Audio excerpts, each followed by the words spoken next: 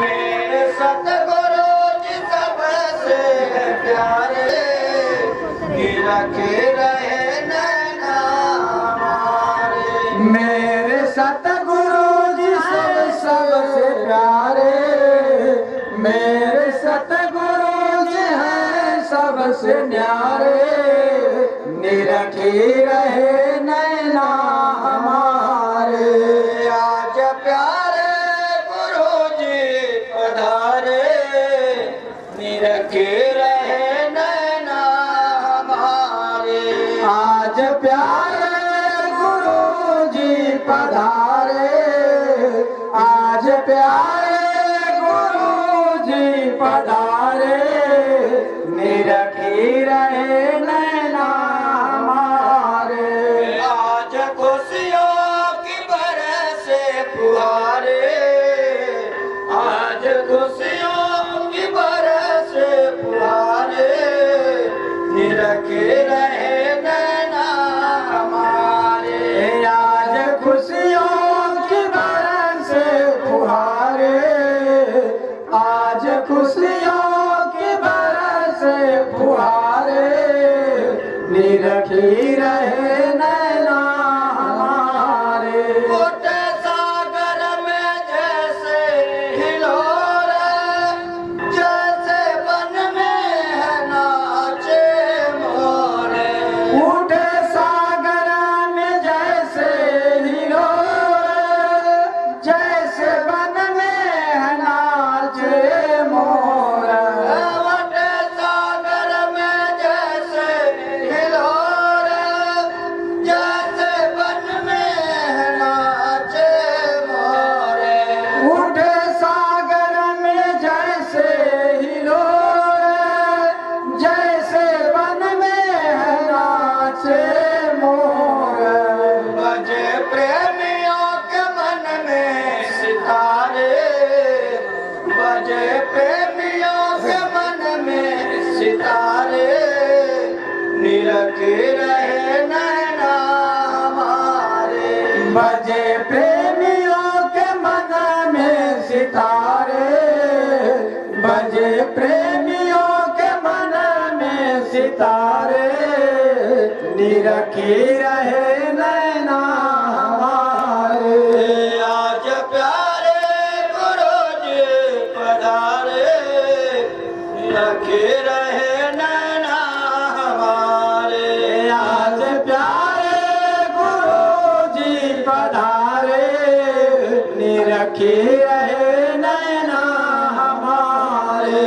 आज खुशियों की बरसे फुहारे, निरखे रहे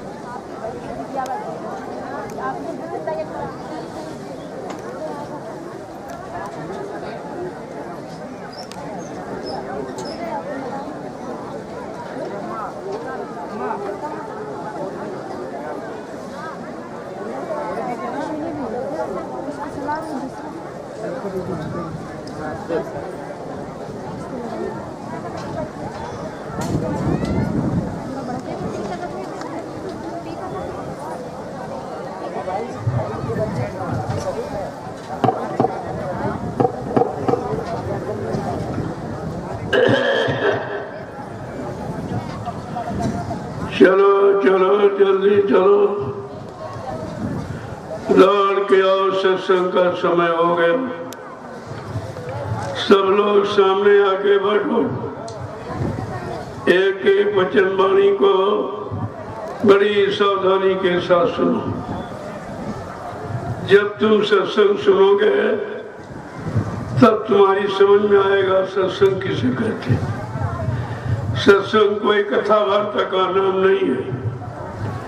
सत्संग कोई भाषण भी प्रवचन का काम नहीं है। सत्संग कोई मनोरंजन नहीं है। ये संत महापुरुषों की वचन वाणी जो हम सब जीवों की भवपार कहानी है कि जीवात्माएं भवसागर के पार कैसे जाएंगी, अपने मालिक प्रीतम का कैसे दर्शन दीदार करेंगी। प्रेमियों, इस युक्ति का नाम है सत्संग और मिलाने वाले को कहते हैं संत सद्गुरु। ये दोनों आपको समय से मिले लेकिन आपने उनकी कदर नहीं की।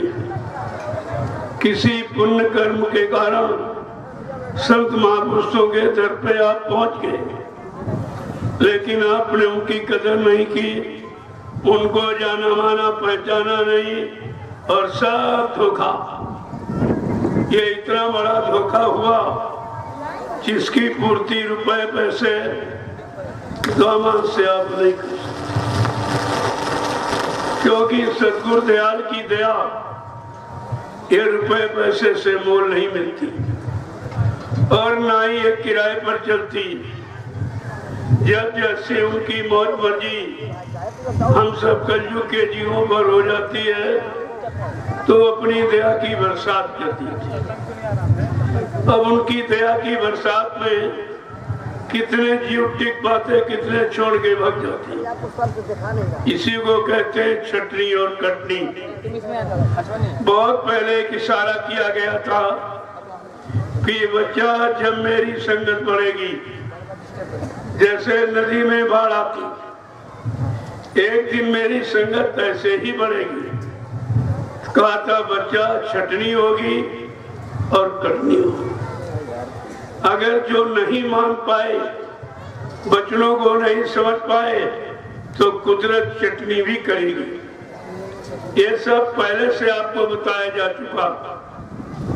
मैं तो एक बार फिर आपको याद करा रहा हूं कि गुरु के वचनों को फिर से याद करो।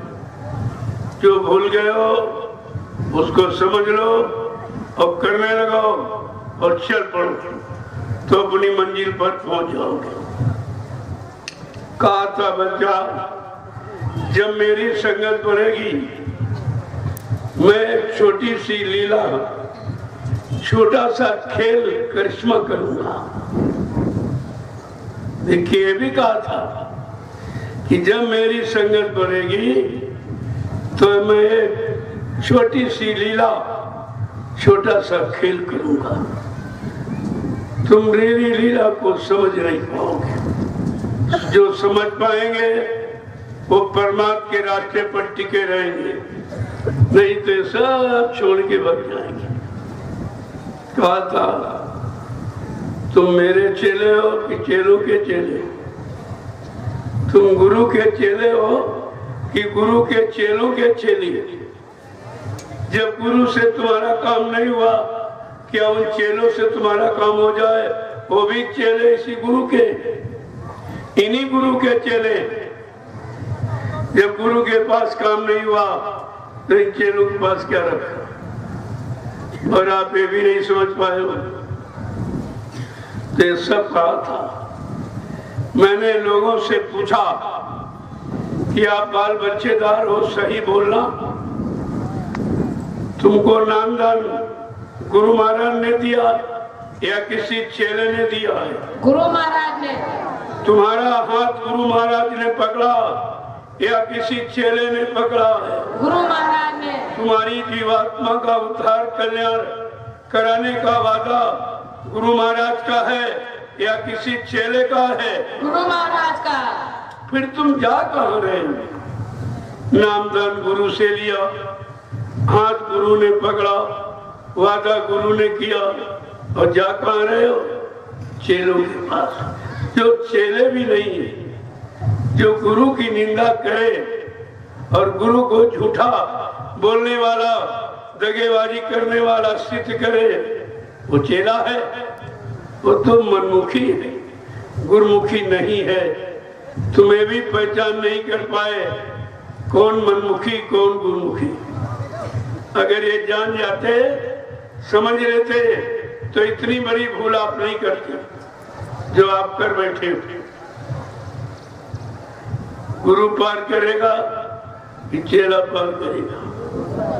अगर चेले पार कर देते तो गुरु को आने की जरूरत ही क्या थी? गोस्वामी जी महाराज ने रामचरितमानस में स्पष्ट किया कि बिन गुरु भाव निधि तरय ना कोई, जो वीरांची इस शंकर सम होई। गोस्वामी महाराज क्या कहते हैं? बिना गुरु के कोई भवसागर पार नहीं जा सकता। ब्रह्मा विष्णु महादेव के समान धनवान, बलवान, कीर्तिमान, यशमान क्यों न बन जाए, लेकिन भवसागर बगैर गुरु के पार नहीं जाए। कौन सा गुरु? जिसके पास नाम नौका हो, तभी तो बिठाएगा और जीवात्मा को घर पहुंचाएगा। कितना साफ संदेश आपको दिया गया, लेकिन आपने गुरु की एक भी बात नहीं पकड़ी, और सब बेचारे भाई भाई सब के सब बहे गए। 45 करोड़ चेलों को बाबा जी ने सतपथ के रास्ते पे लाके खड़ा किया। संसारी भोगों से निकाल कर आपको सतपथ के रास्ते पर लाके खड़ा किया। कितने वर्ष लगे? 60 वर्ष। 10 जुलाई 1952 से 2012, ये 60 साल आपको समझाते रहे, चिताते रहे, जगाते रहे, घूम घूम कर बाबा जी ने हिंदुस्तान का कोई प्रांत, कोई जिला, तहसील, ब्लॉक, शहर, कस्बा, गली, गांव कुछ छोड़ा नहीं, जहां पर समय की आवाज न लगाई, जगाए प्रभु नाम की जानकारी न दी, आने वाले सतयुग और जाने वाले कलयुग की बात आपको न बताई हुई। ये सब बताने के बावजूद भी तुम्हारी समझ में नहीं आया। क्या कोई कलयुग को भगा सकता है? ऐसा कोई भूमंडल पर है जो कलयुग को भगा दे और सतयुग को ला दे? ये काम किसी इंसान के बस का नहीं। तभी बाबा जी ने कहा था, मैं परिवर्तन करने आया हूँ, परिवर्तन करके ही जाऊंगा। जय गुरुदेव। माई का कोई लाल ये मेरा काम न रोक सकता, न कर सकता। कितनी बड़ी बात कही थी। कोई माई का लाल न परिवर्तन कर सकता है, न हमको परिवर्तन से रोक सकता है। बात आपको समझनी चाहिए। ये कितना बड़ा चैलेंज है। सारी प्रकृति को, सारी सृष्टि को, सारे भूमंडल को, देश दुनिया को जिसने चैलेंज कर दिया, क्या वो साधारण शक्ति है? आपको सोचना चाहिए था। लेकिन विचार तुम पहले तुम्हारे अंदर को विचार आ गया तो विचार वहां कैसे ठहरे? सुविचार कुचार का जोड़ नहीं है। एक साथ जैसे सूरज चांद एक साथ नहीं रह सकते, रात और दिन एक साथ नहीं रह सकते, ऐसे धर्म एक साथ नहीं रह सकता। इसी धर्म के लिए ये धार्मिक धरा जिस पर आप बैठो, जहां बैठे हो आज, ये 88,000 ऋषियों की तपोभूमि, कितनी बड़ी संख्या ऋषि मुनियों की रही और यहाँ पर आके हजारों वर्ष उन्होंने तपस्या किया, इस भूमि को पावन पवित्र बना दिया। और गोस्वामी जी महाराज ने रामचरितमानस के उत्तरकांड में सब लिखे बताया कि तीर्थवर नेमिष विख्याता अति पुनीत साधक सुखदाता। ये नैमिषारण तीर्थों का राजा है, पावन पुनीत है, लेकिन कहते हैं इसका लाभ किसको मिले? क्या पंडा पुजारियों को, पूजा करने वालों को, कागज पत्थर कैलेंडर में आस्था विश्वास रखने वालों को? उन्होंने साफ कहा है साधक सुखदाता, कि जब किसी संत के साधक नाम की साधना करेंगे उनको इस 88,000 ऋषियों की तपस्या का लाभ मिलेगा। कितने गांव बस गए इसी भूमि पर, लेकिन ये राज नहीं सोच पाया कि लाभ किसको मिलेगा। कितने शहर कस्बे बस गए, लेकिन आज तक कोई इस लाभ को नहीं जान पाया जो रामचरितमानस के उत्तरकांड में गोस्वामी जी महाराज ने लिखा। ऐसा आज नहीं, 550 वर्ष पहले ये जानकारी आपको दी जा रही। इसको विश्व प्रसिद्ध ग्रंथ माना गया है। सभी विश्व के लोग रामचरितमानस की मान्यता करते हैं, क्योंकि इसमें राजनीति और धर्म नीति, परिवार नीति और सत्य नीति और प्रेम नीति इसमें सब समाई हुई। ये नीति का ग्रंथ है। ये कागज के पैर छूने से कुछ नहीं देगा। कागज तो जड़ है और तुम्हारे अंदर चेतन जीवात्मा। तुम्हें तो चेतन चाहिए। जब तक इंसान बोलता है तब तक आप उसकी कदर करते हो।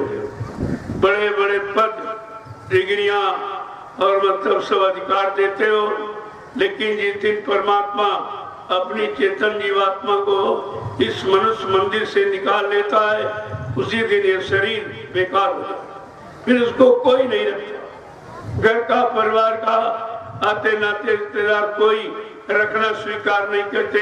कहते जल्दी करो कि घर से बाहर ले जाओ इसको, मतलब जला दो, गड्ढा खोद के गाड़ दो या बालू बांध के फेंक दो। ये तुम्हारी नाकदरी क्यों होती?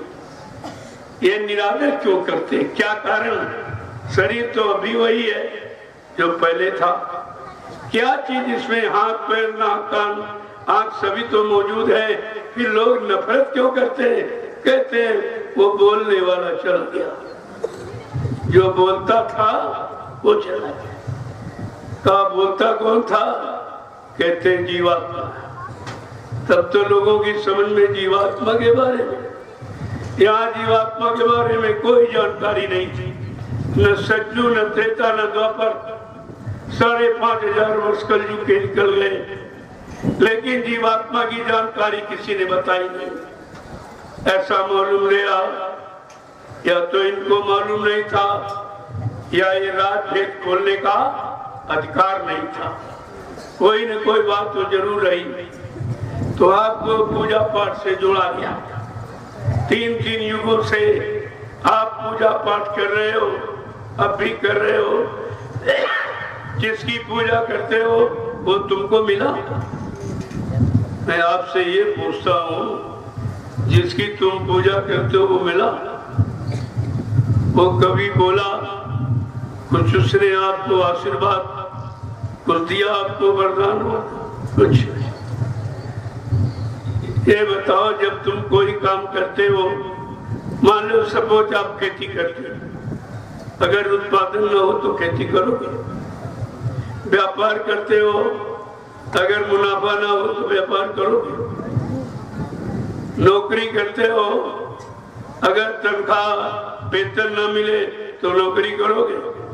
लेकिन ये तुम्हारी कैसी आस्था पूजा पाठ की, तो ये तो तुमको तो इसमें कुछ नहीं मिला, और अभी छोड़ने को तैयार भी नहीं, मिल भी नहीं रहा और छोड़ने को तैयार नहीं कि 3 युगों से इतना ज्यादा उस में जकड़ गई, जड़ता की ममता में जकड़ गई। महापुरुषों ने क्या कहा था? जब कोई संत महापुरुष मिलेगा वो नाम की युक्ति देगा, क्योंकि जीवात्मा नाम के सहारे मृत्युलोक में आई थी और काल ने मिलकर नाम नोट छीन ली। अब बेचारी वो निहत्थे हो गई, अब जाए तो कैसे जाए? तब से वो फंसी पड़ी है, आज तक निकल नहीं पाई। और फिर यहाँ के लोगों ने यहीं पर रहने के कर्म तुमको सिखाए। पूजा करो, पाठ करो, तीर्थ करो, व्रत करो, हवन जब गंगा स्नान जब शरीर इंद्रियों से करोगे तो शरीर इंद्रियों को लाभ मिलेगा, और आत्मा से करोगे तो आत्मा को लाभ मिलेगा। बिल्कुल सीधा सिद्धांत कि शरीर इंद्रियों से पूजा पाठ, तीर्थ व्रत, दान वन जब गंगा स्नान करोगे तो मान मिलेगा, सम्मान मिलेगा, सामान मिलेगा। अगर आत्मा से भजन करोगे तो भगवान मिलेगा। ये भगवान पाने वाला, वो सामान पाने वाला। चाहे दोनों कर लो, चाहे एक को कर लो। महापुरुषों ने किसी रास्ते का निरादर नहीं किया।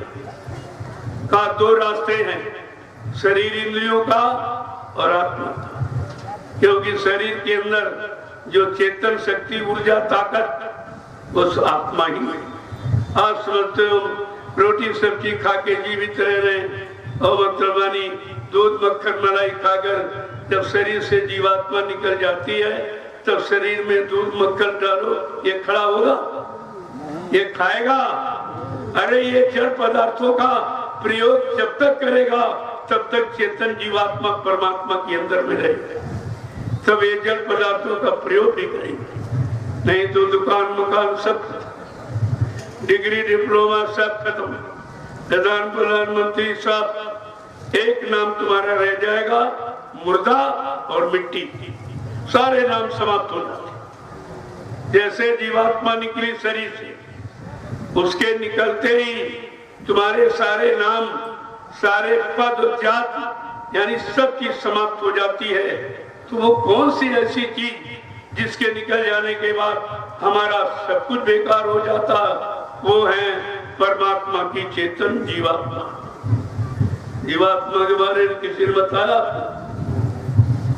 जिनके पास गए वो खुद ही नहीं जानते। वो तुमको शारीरिक कर्मों में लगाए रहे और शरीर नाशवान है, एक दिन खत्म हो जाएगा, तो तुम्हारा किया जरा सब ही रह जाएगा। ये मकान बंगला बनाया, कार मोटर खरीदी, रुपए बसे इकट्ठे, पत पत्नी बाल बच्चे, ये सब यहीं पर छूट जाएंगे, तुम्हें अकेला जाना हो। क्यों? माँ के गर्भ से हम अकेले और नंगे ही आए। हमारे आने की ये स्थिति और यही जाने की स्थिति। परिवार के लोग कपड़े रहते सब उतारने,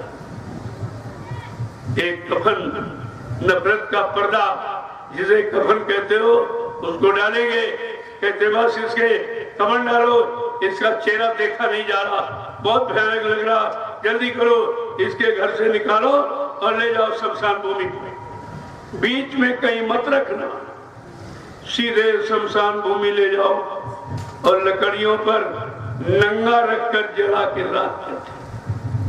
नंगे पैदा नंगे जा रहे। फिर ये सजावट कहाँ चली गई? जिस शरीर की सजावट खिलाने पिलाने में सजाने में सारा जीवन आपने बर्बाद कर दिया और शरीर ने तुम्हारा साथ नहीं दिया, उसने भी जवाब दिया, वो भी जला गया। तुमने आज तक यही नहीं समझा है कि हमारा क्या है।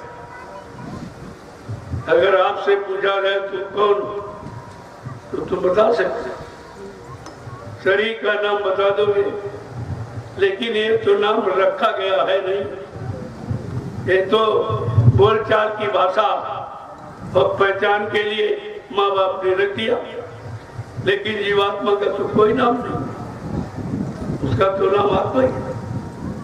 वो चाहे हिंदू के शरीर में चाहे मुसलमान के, ये तो आपने बना दिया। परमात्मा खुदा ने न कोई जाति बनाई, न मजहब बनाया, न कोई धर्म बनाया, न छोटा बड़ा गरीब अमीर बनाया, ये सब कर्मानुसार, जैसे आपने कर्म किए उसी के अनुसार आपको फल मिला। यहाँ दे कोई नहीं सकता, लेकिन लेने की युक्ति बताई जा सकती है कि आप अगर लेना चाहते हो तो इस युक्ति से ले लो। इसीलिए कहा है, जब तक संत मिले नहीं तुमको, पड़े रहोगे अग में, इसी काल माया के अंधकार देश में पड़े रहोगे जब तक तुमको सदगुरु नहीं मिलेगा। सदगुरु का मतलब समझते हो? गुरु अलग है, सदगुरु अलग। गुरु माने ज्ञान कराने वाला, मान सम्मान दिलाने वाला, रात भर धन दौलत मान सम्मान बाल बच्चे पद पत्नी दिलाने वाला, इतिहास बनाने वाला और पूजा कराने वाला। लेकिन तुम्हारी जीवात्मा का कल्याण नहीं होगा, जिसके लिए ये मानव शरीर आपको मिला। अभी तक तुम यही नहीं समझ पाए हो कि मानव शरीर हमको भगवान ने क्यों दे दिया। उसके बाद बहुत से शरीर थे। जब 4,84 लाख योनिया यानी विश्व शरीर हैं, तो किसी शरीर में आपको भेज सकता था, लेकिन मानो अनमोल मंदिर क्यों दिया? ये मंदिर है, सच्चा मंदिर, इसको भगवान ने अपने हाथ से बनाया।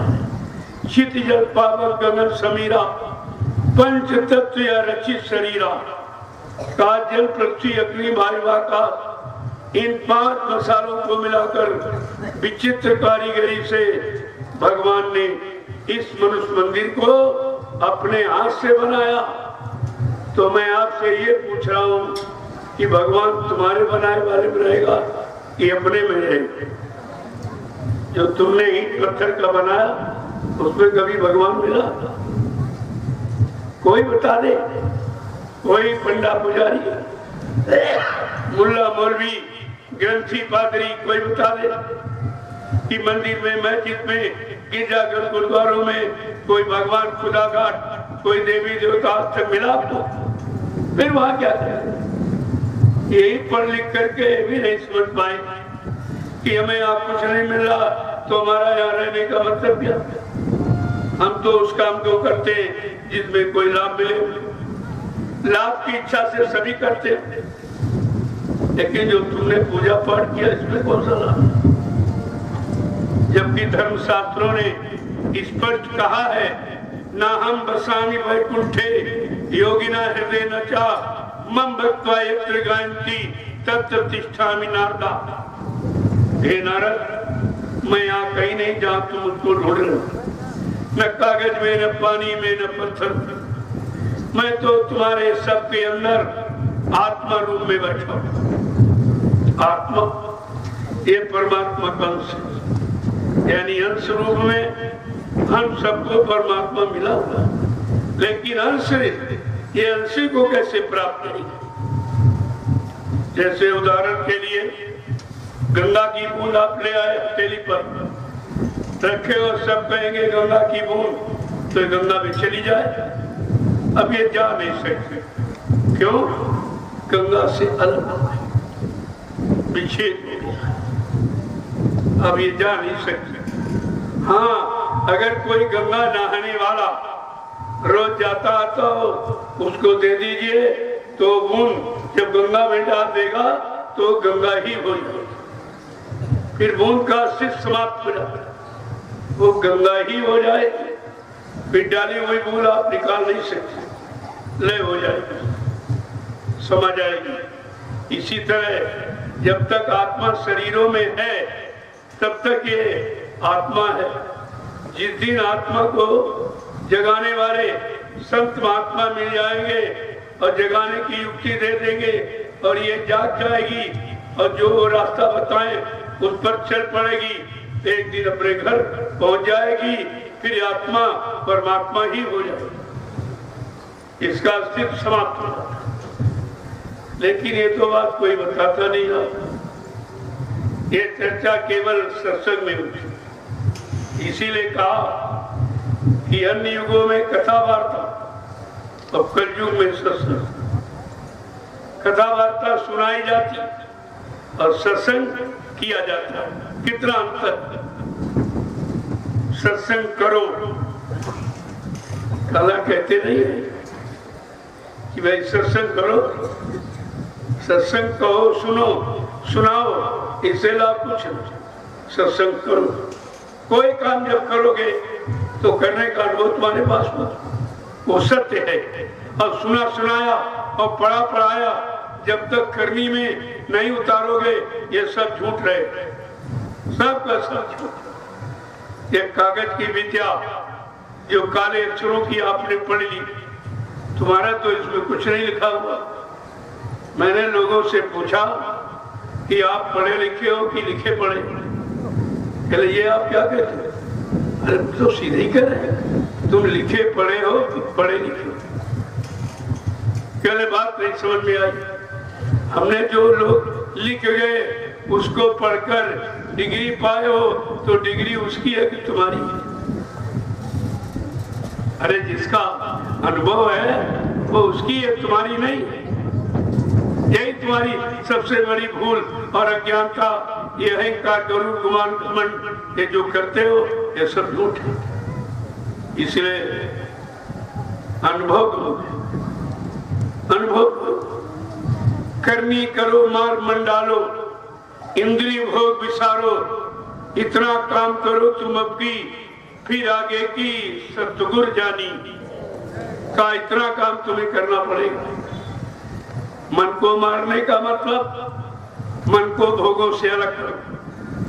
भोग रोग बन के निकले, भोग ही रोग का कारण बन जाता और इसी में सब परेशान हो जाते। ये बीमारी कहां से आई?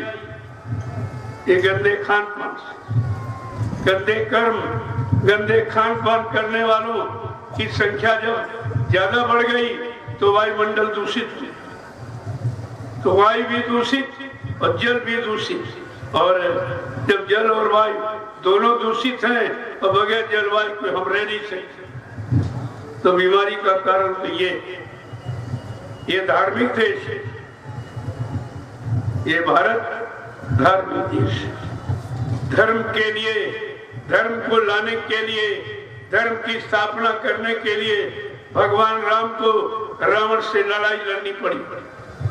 ऐसे धर्म हंसी मजाक में नहीं आता। ये सुनने सुनाने, पढ़ने पढ़ाने और भाषण स्पीच और प्रवचनों से नहीं आता, ये करने से आएगा। तो भगवान राम ने धर्म की स्थापना के लिए रावण से लड़ाई लड़ी, क्यों? वो धर्मी था, अधर्मी था। और भगवान कृष्ण ने धर्म को लाने के लिए महाभारत किया। ये दोनों प्रमाण उदाहरण आपके सामने, ये कब हुआ, किस स्थित परिस्थिति में हुआ, कैसे भाव विचारों में हुआ, कैसा खान पान लोगों को रहा, समय ऐसे आया। तो बड़े साफ शब्दों में लिख दिया कि जब जब हो ये धर्म की हानि